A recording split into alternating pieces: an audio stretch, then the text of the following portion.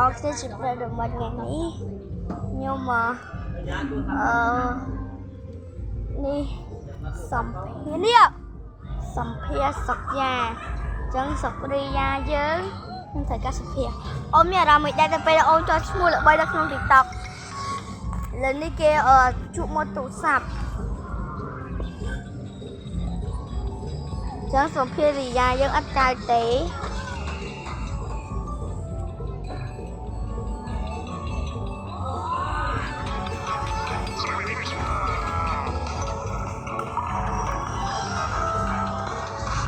ចឹងរីយ៉ាយើងស្លក់មួយអូនស្លក់មួយអូន